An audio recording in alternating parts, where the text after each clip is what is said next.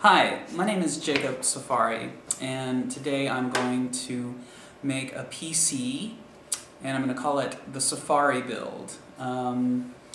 So I've traditionally been a console gamer, and this is my first PC build, but I wanted something small form factor because I'm used to a console, and pretty much that's how I'm set up at home. I have a very large TV stand, large TV, and it houses the consoles nicely.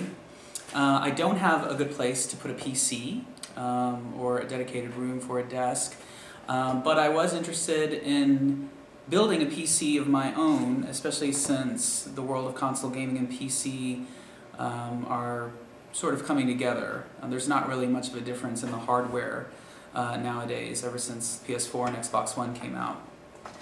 So they can do amazing things. And so I decided to build my own PC in the style of a gamer console.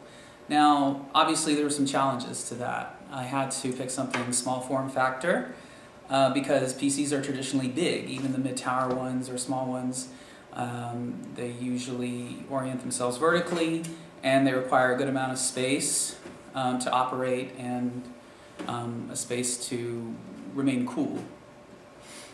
But after much research, I found the parts that I believe will make an awesome PC running at least 60 frames per second, 1080 resolution, if not higher, and small enough to fit in my TV console alongside my PlayStation 3, PlayStation 4.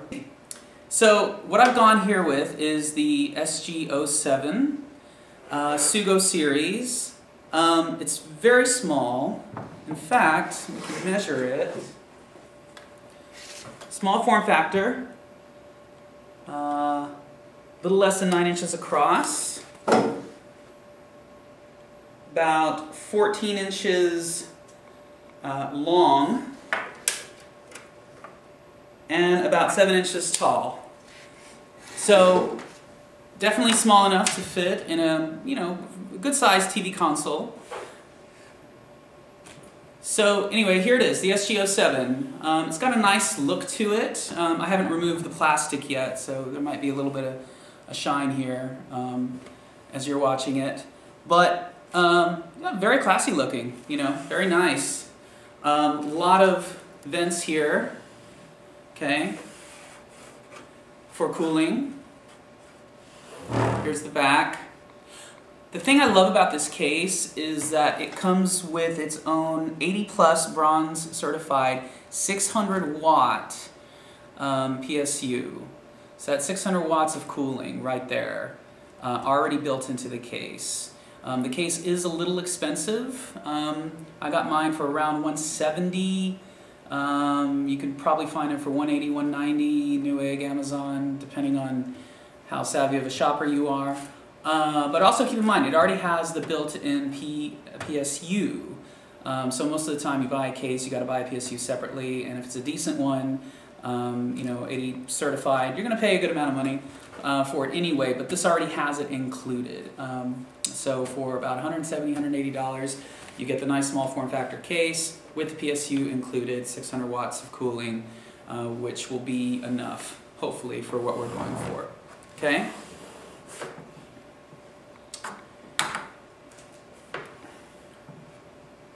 So, in order for this build to be successful, we had to find all the right components for it. I decided to go with the AMD Kaveri processor, the new 7850K1. Why? I don't know, because it's new and actually benchmarked pretty well, even with just integrated graphics.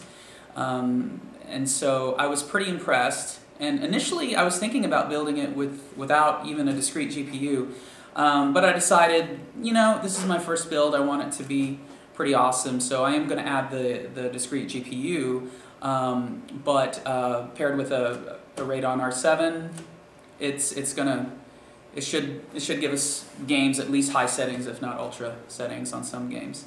Okay, so to accompany that AMD processor, which is shipping by the way, otherwise I'd show it to you, we had to go with this motherboard. And I think this is the only motherboard that will accompany that AMD processor that is also a mini ITX form factor, remember. So this is a small case, so we got to go mini ITX. And so I went with the Gigabyte F2A88XN Wi-Fi. This is a pretty nice motherboard. Wi-Fi integrated, Gigabyte standard, compatible with your AMD Kaveri chip. So we went with this one. Small form factor, usually temperature is an issue, so I decided not to chance it with the included heatsink. So I bought an aftermarket heatsink, and again, going for small, so I went with the Zalman cooler, okay, and this is the CNPS 8900, okay, and I did a lot of research because you have to really pay attention to the specs on these aftermarket fans. Sometimes they'll say it's only 110 millimeters tall, but when you actually look at it with maybe some pipes and stuff sticking out, it can be much taller. So this one, I'm forgetting the exact measurements. It says 60 millimeters in height. Even if it's 70, 80, we should be okay. This should clear about 117 millimeters of height, according to the specs on their website. So we should be okay with this fan. It might be a little wide, but we went with a low profile RAM, and hopefully our graphics card isn't too big either. Speaking of the RAM, okay, I decided to go with the Patriot Viper, okay, and the reason I went with this is because I needed, and 8 gigabytes, I needed a RAM that ran at 2133 megahertz, but was also low profile, and that also only used 1.5 volts, so as opposed to 1.6 volts. This motherboard is rated for 1.5 volts, and I was reading some of the comments and stuff like on Newegg, and some people are overclocking at 1.6 and stuff, and that's fine, and I'm sure you could get away with it, but seeing that this is my first build, and I just kind of want to play it safe and have everything running optimally, I just wanted it to run at no more than 1.5, but still at 2133 hertz, and also be a low profile without these large heat sinks built into the RAM.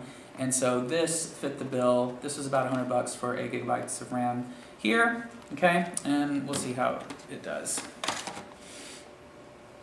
Okay, the graphics card that I mentioned, okay, I went with Raedon, okay, so with this chip, it pairs really well with the Raedon series, and I decided to go with the Raedon 250. That seemed to be about the sweet spot. It seemed to be about the sweet spot in size, as far as pairing, as far as price goes. And so from the research I did, I'm expecting some pretty high performance with this, at least 60 frames per second, if not more, on all my games. And we shall see. And also, too, we needed a small enough graphics card to fit in here. Remember, this is a small form factor case. So, and we're using an aftermarket heatsink, so size matters. Okay. Okay. Now, I decided to go with the SSD in this case. Again, we want everything performing really smooth. We don't want anything to be taxed. So we went with SSD, so we don't have the spinning HDD in the case. And also, of course, SSD is just much nicer. It is a little more pricey. This case can actually hold two 2.5-inch hard drives and one 3.5-inch. Now I may have to remove one of the bays, like the 3.5-inch, to make room. We'll see once I start the build. But that still leaves us 2 2.5-inch bays, which is pretty good. So, meaning that you can just buy now, upgrade later, add on. Okay, so I did go SSD, and I went with the 250 gigabyte. That should definitely be enough to kick us off. Okay, and this should be a very nice SSD, give some nice performance there. Okay. Now, these others are just sort of optional, okay? if you're going to go with my Safari build, I definitely suggest going with these components because of performance and just because of the fact that they fit. Okay, just think of this as like a very intricate puzzle. Okay, and there's only so many pieces that are going to fit it. Okay, if you go with an Intel build, you know, which obviously you could, Intel makes mini ITX boards, then you know you can find other parts to go with that. But we're going with AMD build, one of the newer chips, and so I recommend these parts. Okay. Now this isn't necessarily, I wouldn't call this a cheap build, okay? This is probably gonna run us about $1,000. It ran me about $1,000 worth of parts, okay? You can be savvy here and there, find some sales, you know, knock off a few bucks here and there, but plan on investing $1,000 into this particular build. Now you can save a little bit of money, like for example, if you have the OS already, okay? So I'm building this from scratch. I'm using Windows 8.1. If you want to use the old copy of Windows 7 lying around, that's fine, okay? But I'm going to go with Windows 8 for this, okay? I'm also adding an optical drive as well to make the installs easier. This was a cheap optical drive. This was like $18 on Newegg, a flash sale. Obviously you can upgrade to Blu Ray later, which I'll probably do down the line, but just to get the PC up and running and to get everything installed, I invested in a cheap DVD drive, and then maybe down the line we'll do Blu Ray so we have full home theater experience and capability. Okay? Now, mouse, I kind of went high-end. Now, you know, even though I'm building this sort of in a console style, so to speak, right? I still want it to be like a good PC gaming machine, and so it needs a good PC gaming mouse. Also, I didn't want to go cheap on the mouse because I didn't want to have to buy some cheap mouse that the driver installs and just stays there forever on the computer, you know. So I wanted my computer to be as clean as possible. And so I decided, well, if I'm going to buy a mouse, just buy a really, really good mouse that I could use. That way I'm not going to switch it out anytime soon. And so I went with the G700 Logitech. This is a wireless, okay? And I went wireless because obviously the style of the PC I'm building, that it's going to live underneath my TV, next to my consoles. So wireless would be ideal, okay? I could just, you know, use the mouse on a little side table or something if I want. And also you need a mouse just to probably run the OS just to get into most of your games and stuff. So anyways, so I went with the G700, okay? This will run you about $70, $80, depending on sales, Amazon Newegg. Anyways, this had pretty high ratings. You can do your own research, but this one I found to be pretty high rated, and so we're going to go with it. Okay, keyboard I went ultra cheap. Now I may upgrade down the line. There doesn't seem to be any decent wireless keyboards. Logitech kind of makes one. It seemed a little large. I just went with this cheap $18 Perixx Bluetooth keyboard. Okay, now I'm more the style of using a wireless controller. But obviously this computer will need a keyboard, and so I went with this Bluetooth keyboard. It is kind of cheap. It feels somewhat cheap, and you know, depending on how I get used to the style of PC gaming using a keyboard instead of a controller, I may upgrade this down the line. But just to kind of kick it off, I just got a cheap Bluetooth keyboard, and our motherboard has Bluetooth capabilities as well, so this should pair up with it as soon as we get it up and running. Last but not least, your Xbox 360 controller for Windows. Okay, wireless. Okay, comes with a little hub, USB, that you attach to the computer, and you can play it wirelessly. Usually most games, PC games after 2007, automatically pair up with the Xbox 360 controller, so you're good to go. So you can play a lot of games just with this, without even the keyboard and the mouse. And so anyway, so like I said, this build will cost you all this is about $1,000. You can knock about $200 off depending on if you already have an Xbox controller, if you have another mouse and keyboard that you're comfortable with, if you have an OS that you're comfortable with, maybe an additional optical drive. So you can knock about $200 off your price, but you know, but definitely plan on spending in the neighborhood of $750,000 for this particular build. Okay, but it is going to be an awesome build. Okay. So next up, once I assemble the motherboard, I'll show you the parts. I'm not going to go through how to assemble a computer. There's plenty of information online for that. I just wanted to show you my specific build. And once I have the pieces on the motherboard, I'll show you that. And if there's any other